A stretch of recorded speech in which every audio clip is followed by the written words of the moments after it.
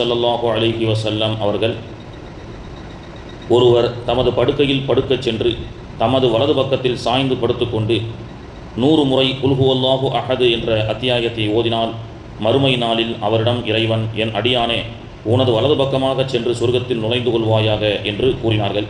ஆயிஷா ரலியல்லாஹு அன்ஹா அவர்கள் அறிவிக்கின்றார்கள், அல்லாஹுடைய தூதர் ரசூலுல்லாஹி ஸல்லல்லாஹு அலைஹி வஸல்லம் அவர்கள் படுக்கைக்கு சென்று அவர்கள் உறங்கும் பொழுது வலது பக்கமாக சாய்ந்து உறங்குவதை அவர்கள் அமைத்து கொண்டார்கள் என்று சொல்லப்பட்டது. இந்த வலது பக்கமாக சாய்ந்து உறங்குவதால் ஏற்படக்கூடிய மருத்துவ ரீதியான பயனை பற்றிய இந்திய விஞ்ஞானம் சொல்லி காட்டுகின்றது. மாணவி அவர்கள் தூக்கத்தின் ஒழுக்கத்தின் ஒன்றாக தன்னுடைய வலது கையை தலையில் வைத்துக்கொண்டு அவர்கள் வலது பக்கமாக சாய்ந்து படுக்கக்கூடியவர்களாக இருந்தார்கள். இது நபிகள் நாயகம் அவர்கள் நமக்கு காட்டி தந்த சுன்னத்து. இன்றைய மருத்துவ விஞ்ஞானம் என்பது ஒரு மனிதன் வலது பக்கமாக தூங்குவதுதான் அது சரியான அமைப்பாக இருக்க முடியும். ஏனென்றால் இருதயம் இடது பக்கத்தில் இருக்கிறது. ஒரு மனிதன் வலது பக்கமாக சாய்ந்து தூங்கும் பொழுது இருதயம் இரவு நேரத்திலே சீராக அது இயங்குகிறது. அவன் இடது பக்கமாக சாய்ந்து தூங்கும் பொழுது அந்த இருதயத்திற்கு சற்று உடல் அந்த பருமனால் உடலுடைய அந்த எடையால் அந்த ஹார்ட் என்பது அந்த இருதயம் என்பது அழுத்தப்படுவதின் காரணமாக இடது பக்கமாக சாய்ந்து தூங்குவதால் இருதயம் சீரான ஓட்டத்திற்கு தடையாக இருக்கிறது என்று இன்றைய மருத்துவ விஞ்ஞானம் சொல்லி காட்டுகின்றது. அல்லாஹுடைய தூதர் அவர்கள் வலது பக்கமாக சாய்ந்து தூங்கக்கூடியவர்களாக இருந்தார்கள். அது இன்று நம்முடைய இருதயம் சீராக அமைவதற்கு ஒரு காரணமாக இருக்கும் என்று சொல்லப்பட்டது. அதேபோன்று அல்லாஹுடைய தூதர் ஸல்லல்லாஹு அலைஹி வஸல்லம் அவர்களுடைய நடைமுறையிலே ஒன்று, குழந்தை பிறந்தவுடன் அல்லாஹுடைய தூதரிடத்திலே அந்த குழந்தையை கொண்டு வந்தால் ஒன்று வலது காதில் பாங்கும் இடது காதில் இகாமத் சொல்லக்கூடிய பழக்கம் ஹசன் ஹுசைன் ரலியல்லாஹு அன்ஹு அவர்களுக்கு சொன்னதாக முஸ்லீம் ஷெரீஃபிலே பதிவு செய்யப்படுகிறது. புகாரியிலே பதிவு செய்யப்படக்கூடிய ஹதீஸ், அபு மூசா அல் அஷ்அரி ரலியல்லாஹு அன்ஹு அவர்கள் அறிவிக்கின்றார்கள், எனக்கு ஒரு ஆண் குழந்தை பிறந்தது. அல்லாஹுடைய தூதர் ரசூலுல்லாஹி ஸல்லல்லாஹு அலைஹி வஸல்லம் அவர்களுடைய தர்பாருக்கு கொண்டு சென்றேன். அல்லாஹுடைய தூதர் அவர்கள் என்னுடைய ஆண் குழந்தைக்கு இப்ராஹீம் என்று பெயரை சூட்டி ஒரு பேரித்தம்பழத்தினுடைய சற்று அந்த இனிப்பை பேரித்தம்பழத்தை கொண்டு அவருக்கு தஹ்னீக் செய்தார்கள். புகாரி முஸ்லீம் ஆகிய கிரந்தத்தில் பதிவு செய்யப்பட்டது.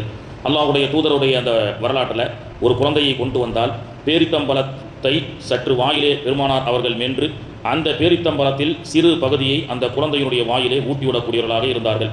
பேரித்தம்பழம் இல்லாத பட்சத்தில் தேன் இருந்தால் தேனை கொடுக்கக்கூடியதாக அல்லாஹுடைய தூதர் அவர்கள் இருந்தார்கள்.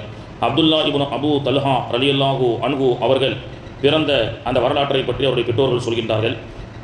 அப்துல்லா இப்னு அபு தல்ஹா அல் அன்சாரி ரலியல்லாஹு அன்ஹு அவர்கள் பிறந்தபோது அவரை அல்லாஹுடைய தூதர் ஸல்லல்லாஹு அலைஹி வஸல்லம் அவர்களிடத்திலே கொண்டு சென்றேன்.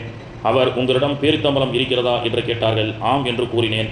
அவருக்கு பேரித்தம்பலத்தின் சில நுனி பகுதிகளை பெருமானார் அவர்கள் தன்னுடைய புனித கரங்களால் வைத்து அந்த குழந்தைக்கு ஊட்டிவிட்டார்கள் என்று சொல்லப்பட்டது. இது குழந்தை பிறந்தவுடன் இனிப்பை கொண்டு, குறிப்பாக பேரித்தம்பலம் தேனை கொண்டு அந்த குழந்தையினுடைய வாயிலே பெருமானார் அவர்கள் ஊட்டிவிட்டு பேர் சூட்டக்கூடிய ஒரு பழக்கம். இது நபிகள் நாயகத்தினுடைய ஒரு சுன்னத்.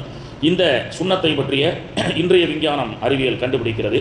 குழந்தை பிறந்தவுடன் அதற்கு சற்று சுகர் இனிப்புத்தன்மை சற்று குறைவாக இருக்கிறது. அது மட்டுமல்லாமல் பிறந்த குழந்தைக்கு அதனுடைய முதல் உணவாக இனிப்பை, தேனோ அல்லது பேரித்தம்பலமோ இதுபோன்ற உணவை அல்லாஹுடைய தூதர் அவர்கள் கொடுத்தார்கள். அதுபோன்று இனிப்பை அந்த குழந்தைக்கு கொடுப்பதன் மூலமாக மூளை புத்துணர்ச்சி பெறுகிறது என்று இன்றைய விஞ்ஞானம் கண்டுபிடிக்கப்படுகிறது.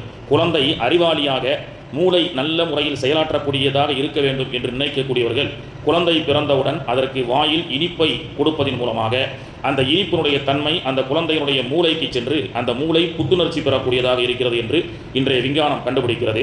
1400 ஆண்டுகளுக்கு முன்பு அல்லாஹுடைய தூதர் அவர்கள் இனிப்பை கொடுத்து குழந்தைக்கு பெயர் சூட்டினார்கள். அந்த இனிப்பை அந்த குழந்தைக்கு முதல் உணவாக கொடுப்பதை கொண்டு அந்த குழந்தை அறிவாற்றல் உடைய மூளை புத்துணர்ச்சி பெற்ற குழந்தையாக இருக்கும் என்று இன்றைய விஞ்ஞானம் சொல்லிக் கொடுக்கிறது. சுப்ஹானல்லாஹி வ பிஹம்தி.